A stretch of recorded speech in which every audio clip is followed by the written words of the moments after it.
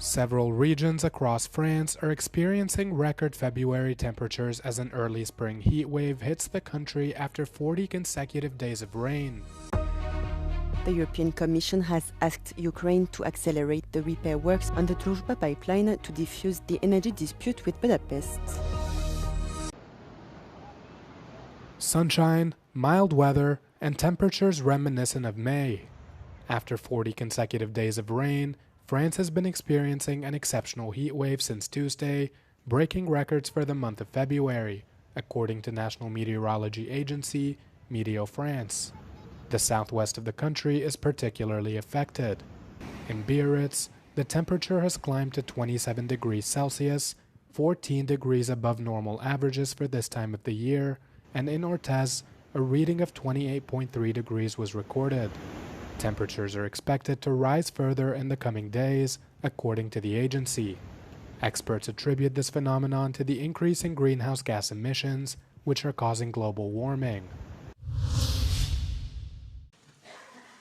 The European Commission has asked Ukraine to accelerate the repair works on the Druzhba pipeline to defuse the energy dispute with Budapest. Hungary's double veto has paralyzed a 90 billion euros loan for Kiev and a fresh round of sanctions against Russia. At the same time, the Adria pipeline, also known as JANAF, which begins in Croatia, has emerged as the most viable alternative route to ensure that Hungary and Slovakia continue to receive oil supplies without interruption. JANAF is prepared to meet the full annual needs of refineries in Slovakia and Hungary, the operator said on Wednesday. There is an alternative supply route that can be used by Hungary and Slovakia, and this is the Adria pipeline from Croatia.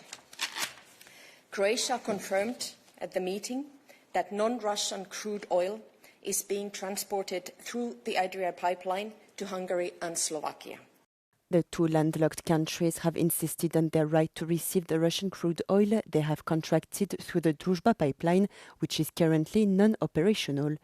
According to the European Commission, Croatia is assessing the possibility of whether it can lawfully accept Russian crude at its port, both under the EU and US sanctions. Hungarian Prime Minister Viktor Orbán says Ukraine plans to sabotage the country's energy systems, announcing that he has deployed troops to safeguard critical infrastructure.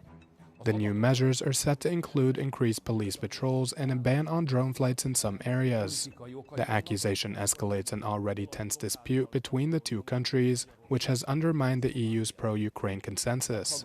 Orbán convened a meeting of the Hungarian Defense Council due to what he called a Ukrainian oil blockade, after crude deliveries via the Druzhba pipeline were suspended on January 27th, in what Kyiv said were technical issues following a drone strike on the facility. The Hungarian premier slammed Ukraine over the suspension, which is still in effect, claiming it's politically driven and not technical, before announcing his defense moves. Hungary and Slovakia, who together are outliers in the EU's efforts at unanimous support for Ukraine, blame Kyiv for the pipeline's outage, which supplies their refineries with Russian crude.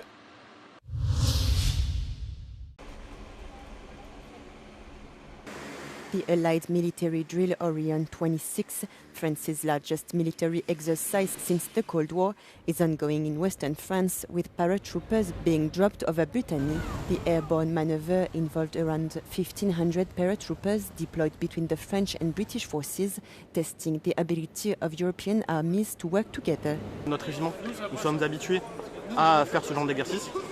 Néanmoins, celui-ci est quand même particulier, car on a une dimension interarmée, donc avec notamment la marine, l'armée de l'air, typiquement, mais aussi interalliée, avec les différentes nations qu'il y a sur l'exercice.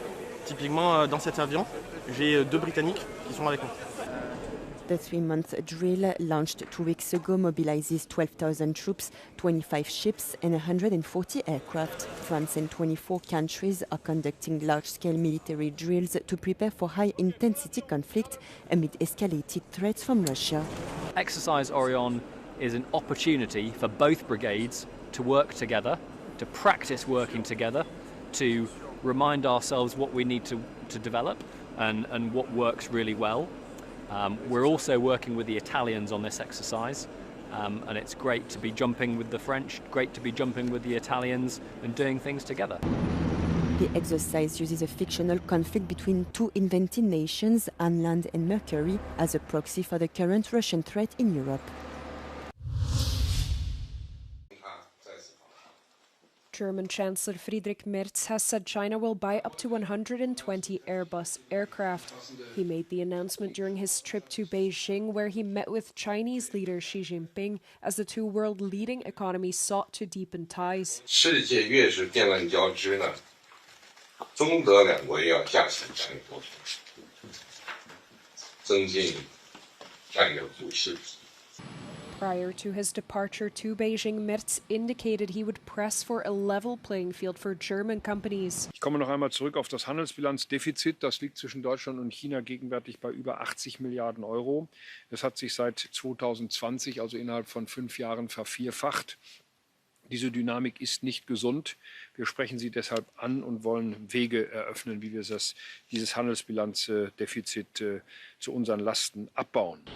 And besides discussing ties, Merz also sought out China's assistance in bringing an end to Russia's full-scale invasion of Ukraine.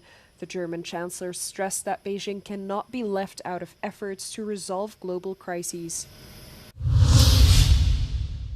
Please ensure that your voting cards are in the machines. It is impossible for the European Parliament to proceed with the US trade deal amid so much uncertainty, Irish MEP Barry Andrews told Euronews.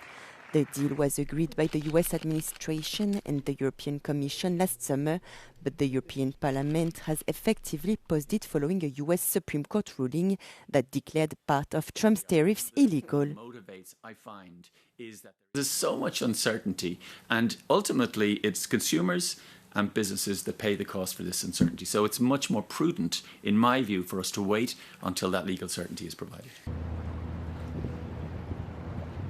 On Europe Today, Andrews pointed to this scenario as the reason why many others are now slow-walking trade agreements with the US, citing countries such as India, Japan and Taiwan. Long time, and congratulations on having done a great job. The authorities in the Larnaca district have been put on full alert following the rapid spread of foot and mouth disease. On Tuesday night, an urgent meeting was held with experts from the European Commission, during which detailed information was presented on the epidemiological situation in the 10-kilometer surveillance zone. On this basis, it was decided to start vaccinations immediately. The first vaccinations will be carried out in the most dangerous areas, known as red zones, while each unit will be managed according to the data collected, combining vaccinations and, where necessary, euthanasia of animals to prevent further spread. Cypriot authorities emphasized the need for immediate cooperation from livestock farmers and compliance with protective measures in order to limit the epidemic and avoid greater economic and health consequences for the sector, which is one of the main sources of income for Cyprus.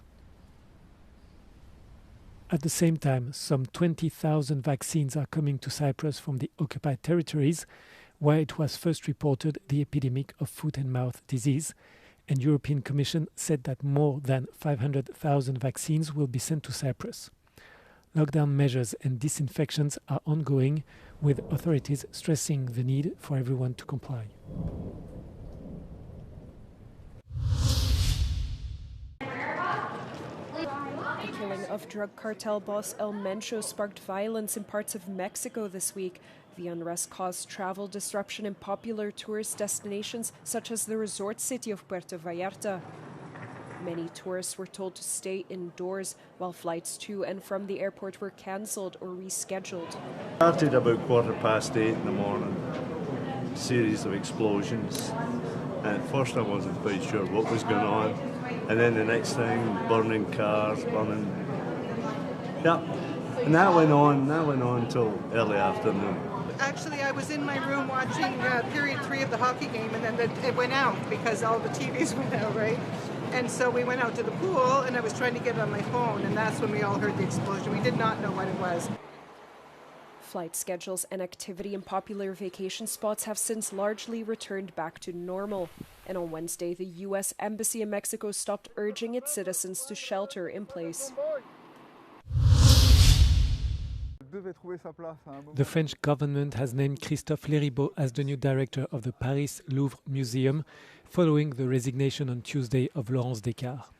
The 62-year-old art historian is stepping down from his position as president of the Palace of Versailles.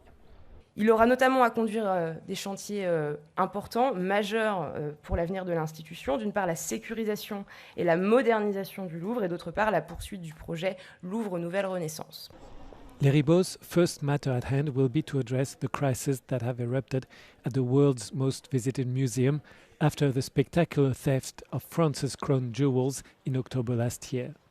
His other tasks will be to ensure the security and modernization of the Louvre and to implement the French president's new Renaissance project.